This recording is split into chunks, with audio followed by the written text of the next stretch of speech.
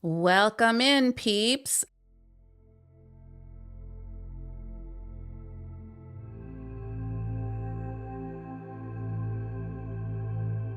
I am so excited today because I get to interview someone that I had met on the internet for a long time and just connected with so deeply. And then I got the honor of meeting her at our beach retreat when we all went to Alabama this last February, and I was just so excited. It was like we were old friends because we Yes. had conversed so much over Facebook and things and in our group. So, Lori Morrison is a committed advocate for strengthening physical, emotional, and spiritual safety in our churches.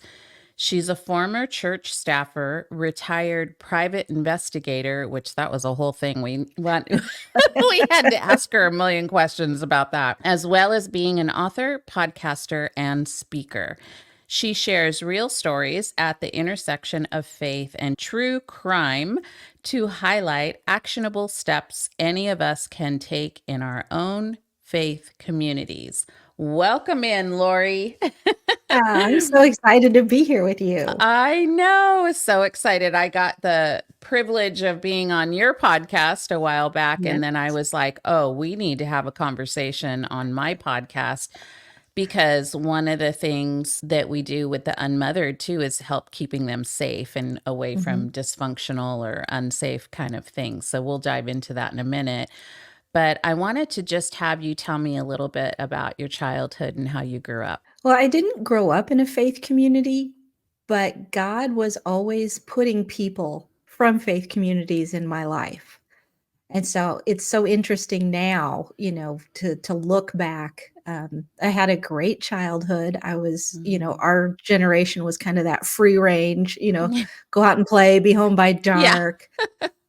I lived in a small town, felt very safe, loved to read, was always walking to the library, had an older brother, so I was always chasing after him. So I learned to be pretty tough early on, playing sports with all the guys in the neighborhood. And so I just had a really typical childhood, Yeah. and feel very, very blessed to be able to say that because I know not everybody had that experience. Yeah. Especially on this podcast. Yeah. But yeah, but sort of the same thing.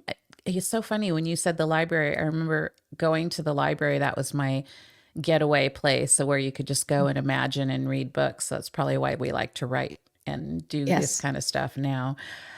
So tell me, I was so interested in this. So when you started talking about this in our group, she was a private investigator. I'm like, how the heck did you get into that? So tell me a little bit about how that started. Well, I always loved puzzles and mysteries, so my time at the library was spent, first with Encyclopedia Brown and all this stuff for kids, and then on to Agatha Christie, Earl Stanley Gardner, and, so I just always loved that genre, and then, way before it became the thing, I loved true crime stories because I was fascinated by the psychology of it. Why are Yeah. you doing this? Why is no one noticing Hmm. how, aberrant you are? Because, you'd always Mm. hear, "Well, he was the greatest neighbor, every time we bought a new cat, it disappeared." But other than that and you're He like, was kind of quiet, but "Yeah, red flags." So I, spent a lot of my time in the working world kind of on the edge of all that. I worked in a probation department, my first Mm. big girl job after college. I became a paralegal. I worked in a domestic violence court and, could tell you a lot of stories there.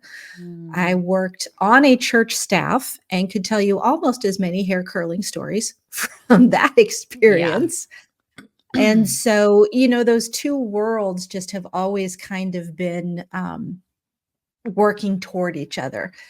And so, uh 8, 9 years ago, there was a particular case in my area. A young girl had been abducted and, was missing for several years and then found murdered. She'd been assaulted, and they were they were getting ready to sentence the men who had done this to her, and the news did a story on the female private investigator the family had hired Mm. when the case had kind of stalled.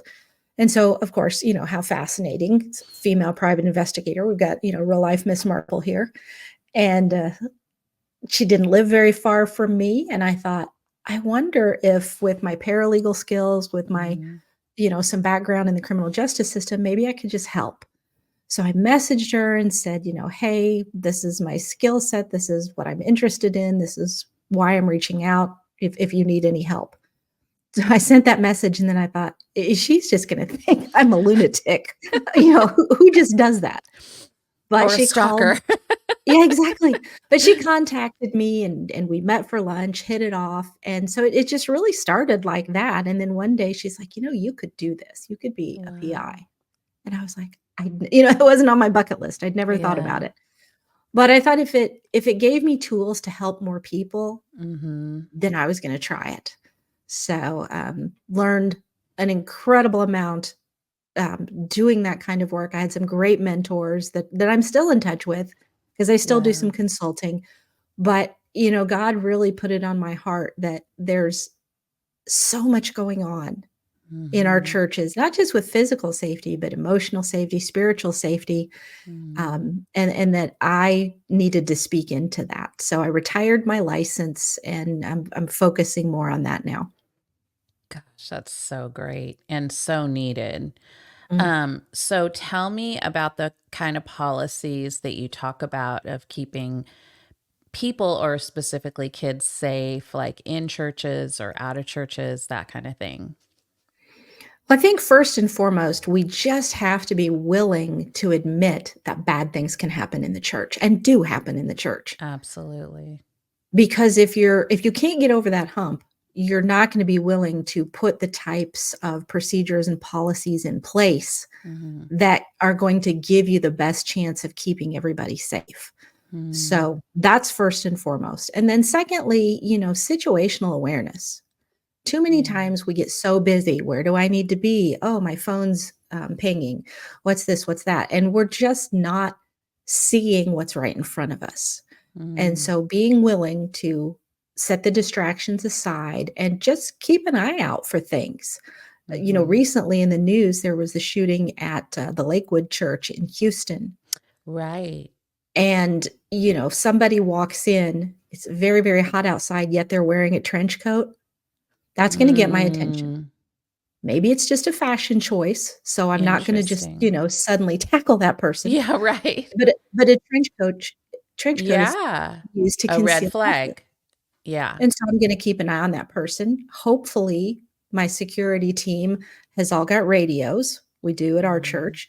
And so I'm Mhm. gonna get on that radio and I'm going to just give a description, say, keep an eye out. Again, Mhm. there's no reason to just go into full panic mode. Right. But and I haven't seen this. I was told that in the video of the situation, you can see her, the perpetrator, walk past a security guard or a police officer, I'm not sure which, and that person's on their phone and they don't see her. Wow. And so just being aware of things Awareness. Yeah. and don't don't let anything be hidden. Yeah. If you can put glass in your doors on all of your classrooms, Mhm. um, the youth group is usually squirreled away somewhere kind of dark and inaccessible. 'Cause they like that. Right.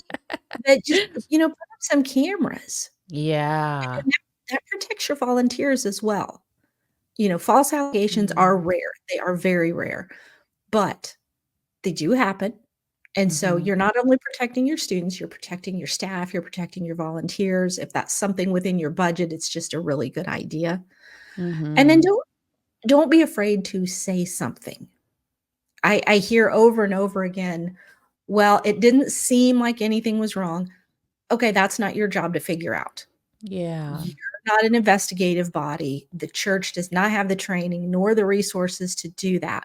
So if there's something that rises to the level of needing to be looked into, you need at the very least a consultant you probably need to call the authorities, Yeah. because people Well, forget that they could be a mandated reporter. They could be required by law to turn right. information in. So check And that I out would in your say jurisdiction. too, also, when you feel like, ooh, something felt a little off. And, Mhm, we were talking about this earlier as Christians, like we have this this mentality of just this almost naivety of like, mhm, oh, we just have to love everybody and we just have to have the benefit of the doubt. But, I think God also taps you on the shoulder to say, like, rising up that there's that weird feeling that you get where you're mhm, like, oh, something feels a little and off. we squish it down. And we squish it down. It's actually the thing that kept me alive all the time when I wasn't a Christian. And God really spoke to me in those terms all the Mhm, time. So now yep, I know what that feeling is like. I am highly intuitive in my Holy Spirit calling of I mhm. know when something feels off and everybody goes, "Oh, there's such a nice guy there." And I'm like, there's just something that I Yeah. don't like. I just And got a message this morning from someone that works in church security, former law enforcement, and he had listened to one of my podcasts, and he said, "I can't tell you how many times I've heard that he seems like such a nice guy," or, they've got this particular position title, totally. so they Yeah. wouldn't, and he said it just infuriates him when he hears that, because Yeah. that is naivete. It Yeah. is. Yeah. Yeah, you have to look beyond the position and Mhm, beyond what everyone else is saying. Really tap into your own intuition. If you're feeling a little ick when you're mhm. around a certain person, and this is male or female, then go Yes. with that and just kind of be watchful, just mindful. It's not like Mhm. you're going to go and accuse somebody without any factual things, but Right. again, like I love what you say. It's like nothing should be behind closed doors. Just a little segue. I watched Quiet on the Set this last weekend Mm. about the Yes. Nickelodeon kids, and it was amazing because they would kick the parents out and like take these kids, oh, we need to rehearse more and take them behind closed Mhm. doors. And I'm like, oh, yeah, that just feels wrong because if you're Yeah. doing a table reading and there's 10 people in a room, of course you don't want a stage mom like interjecting or whatever. Totally get that because I've seen that in dance where moms are very like Mhm. outspoken and get in the way and then the kids aren't acting like they're supposed to. But this idea of like any adult that can take a child into a room behind closed doors should never be. That just, you need to have a few people behind those doors, not, one person. And Right. also, I love the idea of glass doors because then it's like, Mhm. sure, great, go take, I'll sit out in the waiting room as long as I can see them. That's a Mhm. great idea because it's like nothing should be hidden or behind closed doors that you're not allowed as a parent to come in and see what's going on or have cameras in there live that you can watch and see what's happening. Right. Um, it's like at my daughter's the preschool that her son goes to, she can watch him all day long. Like they have cameras everywhere so that she can see how he's being taken care of, which I think is beautiful because that didn't happen back in our day and Oh we didn't gosh, hear about no. things until after it happened and then it was like you feel the mom guilt from that.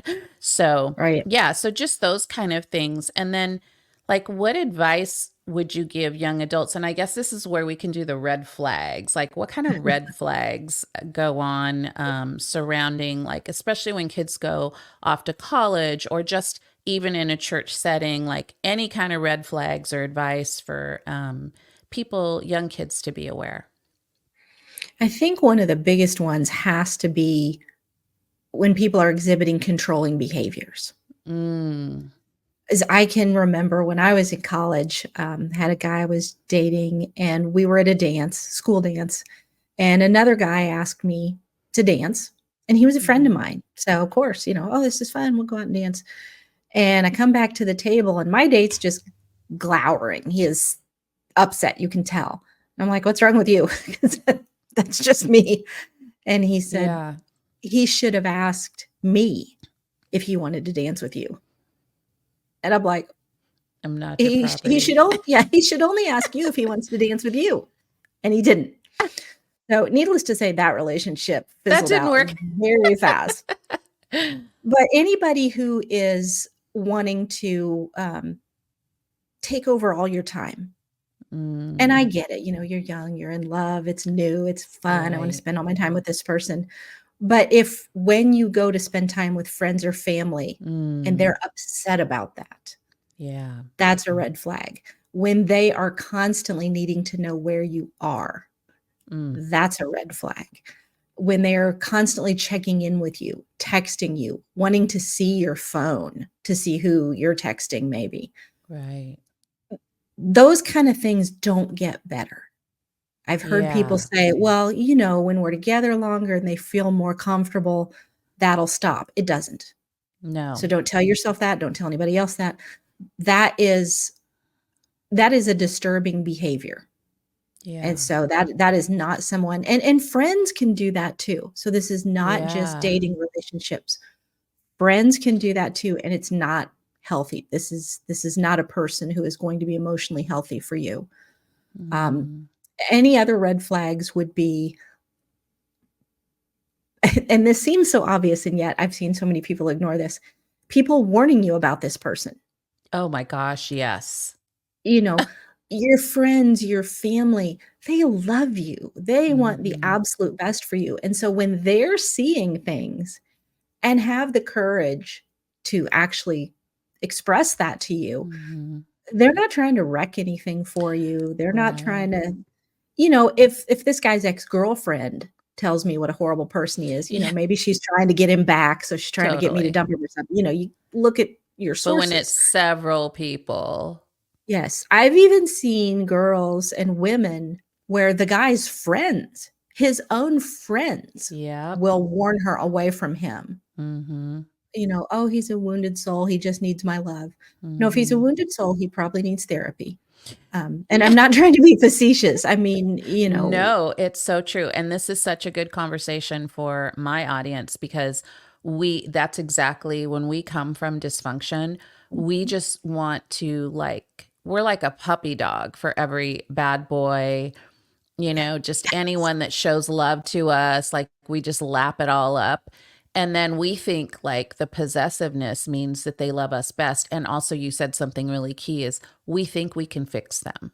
So Yeah. even though everyone Mhm. says like, yeah, probably not the best person for you, or yeah, he gets a little angry or he gets a little possessive. And we think because I remember having boyfriends where they were just so out of control. And then behind closed doors, they were the sweetest guys. And so then you have this false narrative of thinking, like, well, he's better with me. Like, he's Mm, different with me. I can calm him down. I can, we have this great relationship behind closed doors. So it's going to be different. But in actuality, it's not. It's like a grooming process of let me keep you in yeah. this little box so that you behave and you're all mine. And then I don't need to share you with anyone. And then that becomes a possessiveness in itself. And then it becomes dangerous. And so, yeah, I And love that you said that.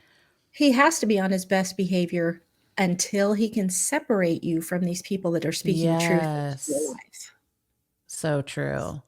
And then it can change.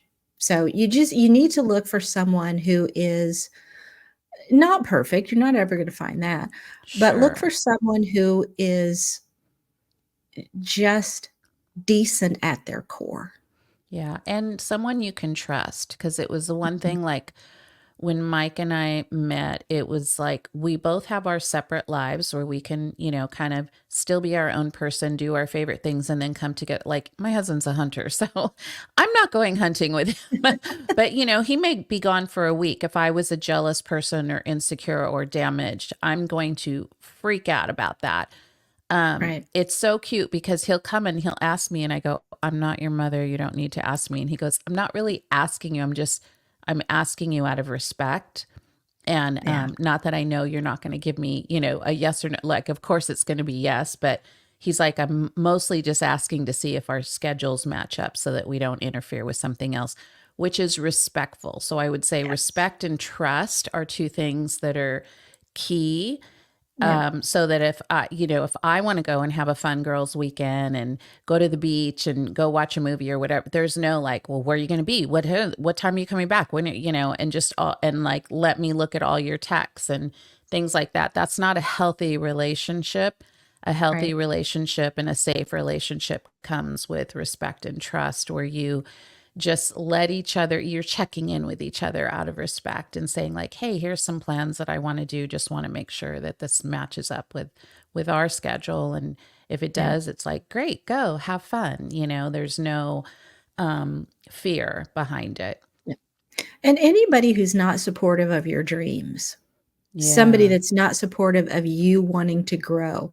So, maybe you are looking to add to your education, whether that's formally or with some sort of internship or whatever it is, and they discourage that. Yeah. And again, when they do that, if it's because they fear not being able to control you. Right. And they don't want you smart. They want you to stay naive and Mhm. small to them so that they can Right. control you. And eventually that doesn't even work for them because like you said, like they need therapy because there's some bigger issues behind that. And that's when it can become violent if you start Mhm. rebelling against it. So we are just letting you guys know this so that it doesn't get to that place. So one last thing I wanted to have you talk about is, what advice can you give to parents while they're raising their children without being overreacting or too possessive over, too many rules? That is a great question. I think we often go to one extreme or the other. Yeah. So we're either overreacting or we're not reacting at all. And that's just as unhealthy. Yeah. You need to react. You need to tell your child, this is what I'm thinking of this situation. This is how I see this plan that you're looking at. Kids are kids. They don't have the life experience. They don't have, all of the brain cells completely Mhm. matured to be able to see things and evaluate them the way that we can. Right. And so we have to steer them away from danger the same way you're steering a toddler away from the street, because the Mhm. toddler doesn't understand that cars and trucks can come barreling down that street at any moment. Mhm. Well, a lot of times in relationships, young people, they just don't have the experience to know what could be very, very unhealthy in a relationship, even to the point where it's dangerous. And so we do have to speak up. And I know Right. that can be hard. You don't want to alienate your child. And Mhm. so you want to make sure you're saying things in terms of, this is something I'm seeing. Do Mm. you see that? How do you interpret it? If you just come flying in, this person's a piece of crap, you don't they're You immediately better the stay away. yeah, the walls are gonna go up, because not only Totally. are you expressing what you feel about that person, what you don't realize is you're telling your child you have terrible judgment, Right. and, maybe they do. Yeah. Like, we all did at some point in our lives, Yeah. but that is not how you earn the right to be heard. Yeah. And so, you share concerns. "Hey, I'm seeing this. Do you see it? Do you understand where I'm coming from if you're not seeing it? Or if you Mhm. do see it, does it bother you? If it doesn't bother you, why doesn't it bother you?" Mhm. Um, Asking good and j questions is like Yeah, key instead of accusing them. Or I love that you said too, is you don't want to make them feel like they're stupid or they have no thought process. We know right. they don't have the life experience. And so that's true in that moment, is their Yeah, world is very small. It's about them. yeah, And that's it. And they just want to feel good. And so, yeah, we have to be able to come up with these really good questions of, how do you yeah. feel about that? When I see this is what I see. How do you feel about that? I'm seeing a little And bit of possessiveness. Like, is that okay with you? Or have you thought about that? Just to, even if they say we're being, oh, you're being dumb, like, no, you're overreacting, and they're going to go slam the door. They think about those things, because my girls have come back years later and said, we heard you, mom. We Yes. heard you. I go, well, you didn't seem like you heard me, but they do. They hear you. So even striking up the conversation, I think, to just have that Mhm. kind of those questions and have that conversation that's honest with them, I think they'll go back in their room and think about it. And I think it's important too to have some conversations with the person you're concerned about their behavior. Mm-hmm. Because, if you ever spend any time at all watching, the Nature Channel, Nat Geo, anything like that, the predator doesn't go in to the herd Mm-hmm. that is healthy and is together. They're Mm-hmm. looking for someone weak that's separated Mm-hmm. from the herd. And so, real predators, if they understand that this person that they're trying to draw into their web has an incredible support system, has Mm-hmm. people that are looking out for them, has people that have eyes on them, they're going to slink away. Mm-hmm. They don't want things to be any harder than they have to be. That's Right. why they try to separate people. So if you just let them know, "Hey, we're here. We love her or him. We, want the best for them, and when we Mm-hmm. see something that we don't think is healthy, we're gonna speak up." Yeah. And we Again, see you. yeah, you don't Yeah. have to fly in and be all crazy about it. Yeah. Um, I know one of my daughters had a boyfriend that I was a little concerned with. I was a lot concerned with, and I just said, "Hey, make sure he knows that your mom's a PI. That's Just funny. make sure." I mean, I wish I could lead with that. Just Well, make you can sure say, they know. They "I know. know. I know people." Yeah, right. Yeah, and that So that goes funny. for younger children as well. Especially Mhm. if we come back to predators in Mhm. supposedly safe places like our schools, Mhm. our churches, sports leagues, whatever.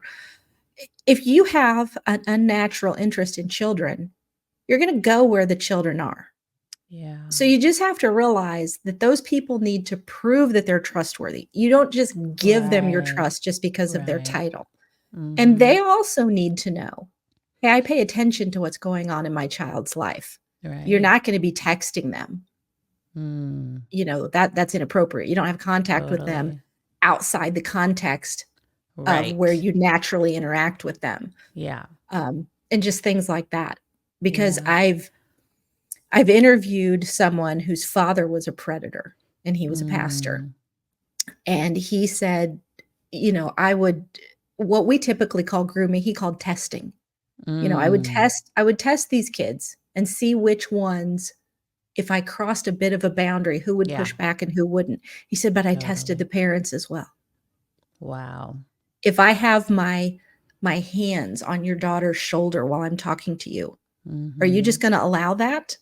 Or are you Mm. gonna ask her to come over and stand by you?" Which is Right. hard, that's uncomfortable to do, That is, but you're yeah. sending and if it's innocent, no big deal. You Totally. haven't And hurt that's anybody. it's hard to decipher sometimes what is like an innocent hug or a touch, but I would say if it's happening a lot, then that's too much, Yeah. And also I Yeah. wanted to speak too of um girls in particular that are the perfect girls. I feel like they're the most vulnerable because for abuse or being in Mhm. relationships where, boys come after them. So, aside from the broken home kind of syndrome, there's also this perfectionist kind of girl that because she will never let somebody know that she's made a mistake, they are Mhm. prone to get involved in these relationships that are very unhealthy and usually abusive Mhm. because they won't say anything Yes. because they have to maintain this perfectionism. So I would be aware of that as a parent too. If your daughter has those tendencies, make sure that there's some faults allowed and some conversations to be had to say, like, hey, you don't need to be with the first guy that you're with just because, and you need it to look Yeah. a certain way. It's okay to say no. It's okay to fail. It's okay to, change your mind. And Mhm. it's necessary. So I've seen that a lot where there's like these really perfect little Christian girls and they get in these relationships and then it's disastrous and they're so scared and they don't say anything until years later when they get out. They're like, well, Mhm. actually, this happened and I didn't want to say anything because I was trying to make nice and all of that. So we have to stop this perfectionism of like thinking that, my daughter makes these fantastic decisions and it's God Mhm. blessed. And so we're just going to go forward with this Yeah. relationship, even though you have those little heart tugs of like, I don't know if this is a guy for her, but you think God has ordained it. So then you just go with it. And then you find out it's not what it's supposed to be. So let her Yeah. know she can change her mind and say no. And that brings up something that I'm very passionate about, and that is giving people a little bit of a different take on so-called purity culture. Yeah. You know, yes, is the biblical standard for purity before marriage, within marriage? Yes, I'm not going to argue that it's not, Mm-hmm. but we are human. We make Mm-hmm. mistakes. Sometimes we are forced. Yeah. And so when you hammer and hammer and hammer this purity culture, true love Mm-hmm. waits, all that kind of stuff, Mm-hmm. what message are you sending Right. to a young girl or guy that didn't wait? Or again, Right. who was forced? Yeah. Does that mean true love's not available for them anymore? Right. And on the flip side of that, let's talk about what purity culture does to our young men. They Mm-hmm. are being taught you have really no self-control in this area. You have Yeah. no Right. agency. You've Yeah. just got to make sure that these girls don't tempt you by walking the wrong way, wearing the wrong thing, whatever it is. But Mm-hmm. then at the same time, we're telling them, if you're a believer, you have the Holy Spirit. And if you have the Holy Spirit, you should have the fruit of the Spirit: love, joy, peace, patience, kindness, goodness, gentleness, faithfulness. And what's that last one? Self control, Self which control. we just told you don't have. Mm-hmm. So when we're not careful about the words that we use and how we Mm-hmm. present that idea, Mm-hmm. we are damaging the girls and the guys. And it's so, 100%. so tragic. Mm. Oh, Lori, so good. I could talk to you forever, girl. But Same. we are out of time. So, how can people reach you? I have a website, theunlovelytruth.com. You can email me, Lori, Lori, at theunlovelytruth.com. Find me on Pinterest. Well, I'm getting my Pinterest board set up. Don't look there yet. But you can find me on Facebook, Instagram, LinkedIn. Perfect. Just, I'd love to have conversations with folks. And so just Yeah. reach out, let me know, is there something that maybe you're struggling with, a question you have, and Right. let me know if I can help. Perfect. And please reach out to her because she's a wealth of information. Well, that is it for our time today. Thank you so much, peeps. And until next time, we'll see you later.